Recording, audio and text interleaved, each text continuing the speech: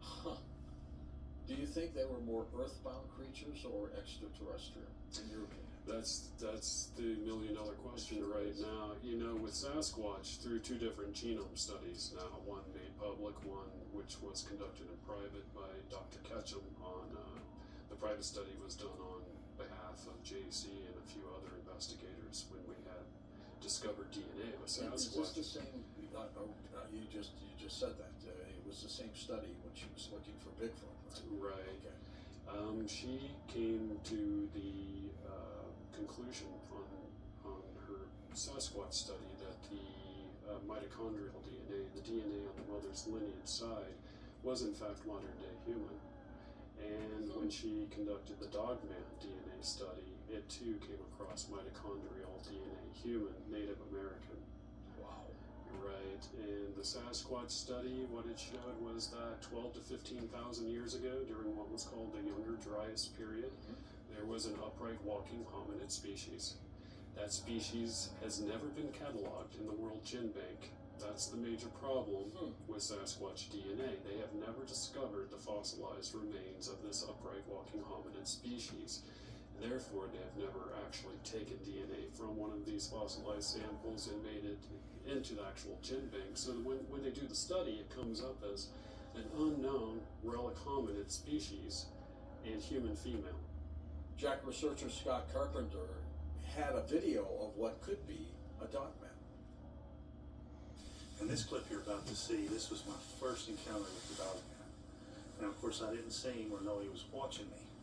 I again caught him on the back trail camera, but I was just looking around my feeding station, checking out my tape traps for Bigfoot hair, and just generally looking around the area. And I caught a few seconds of the Dogman behind me here in the brush pile. And what he's doing, he's actually looked up and he's watching me. He's just got his head peeked up. Now in this sequence, he looks more like the traditional werewolf for Dogman. But consistent with the footage I captured this day, he appears to only have one ear. And I don't know whether an ear was injured and it's just laying down on his head, or it's been bitten off, removed, who knows. But the creature only has one ear, and it's the right ear. So in this sequence, he is standing behind me, watching me. And there's actually a very interesting part of this segment where the Dogman will actually, his ear will actually go, and so his ear will kind of be flopped over, and for whatever reason, the ear goes up. And just like a dog, he kind of zooms in on me. So that's what's in this segment. I will loop that segment of the ear going up, so it'll be easier to see. Enjoy.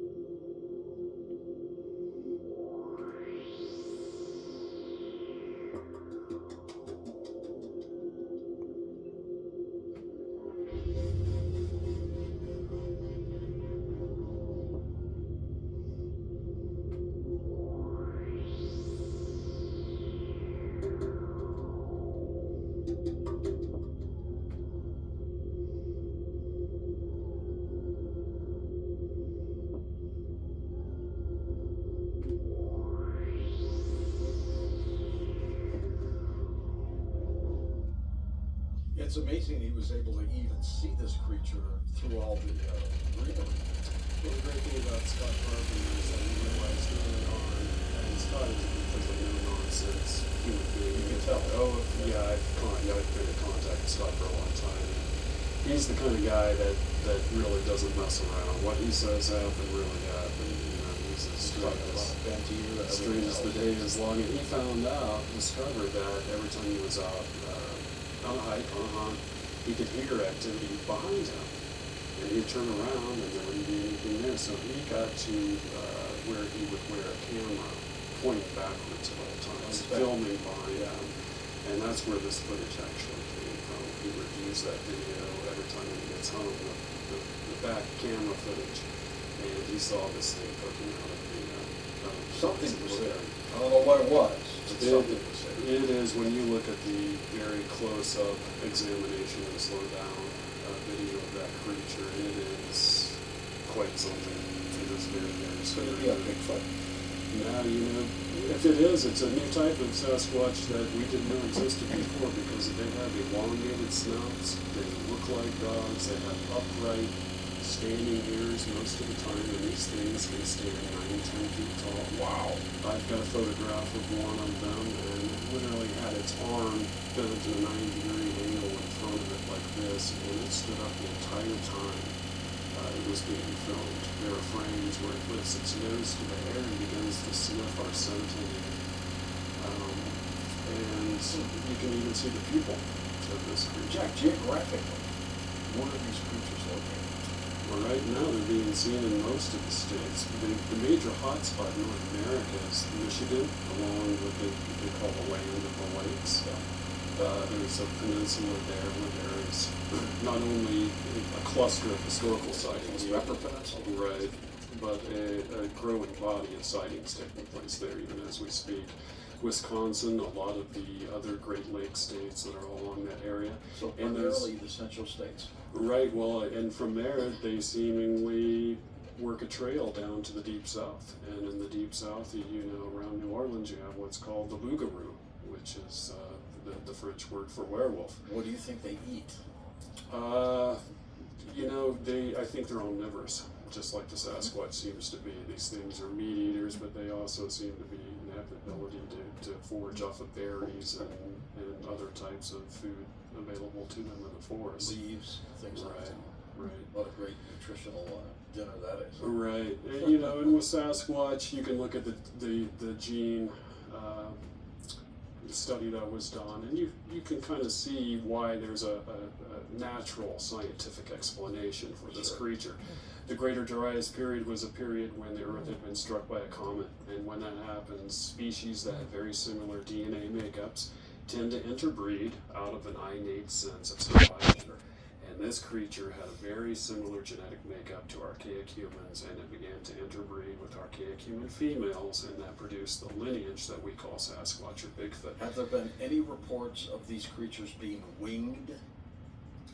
You know, there's been close-up reports of eyewitnesses shooting them almost, you know, point-blank range, and these things barely even flinching. In the dogmen, in the case of the dogmen, and But they clearly Sasquatch. knew they hit it. Yeah, they could actually, you know, they saw the thing sort of flinch and move, but it didn't appear to do the damage that they would think, you know, some of these weapons would do. You're talking about guys that are professional hunters that are carrying Good marksmen. 30-06 or a AR-15 or a 45 caliber handgun. These aren't people out in the woods with a BB gun. And they're shooting them pretty close up, and seemingly it has no effect. Could these creatures, Jack, be Mothman? I don't believe so. You know, the descriptions of Mothman being a winged creature, that's not something that often occurs in dogman sightings. Over the past year or two, there's been a huge number of so-called Mothman, Owlman, giant bat sightings going on around the greater Chicago area. That's something that's been chronicled very detailed by Phantoms and Monsters and among a few other investigative bodies, and we as well have gotten nonstop eyewitnesses, including one lady who was able to give us a very, very detailed account of what she saw. She said the creature was only 100 feet from her. Very, very long bat wing-like wings, in excess of 12 to 15 feet wingspan. She said this thing looked to her like a real biological creature, that it wasn't,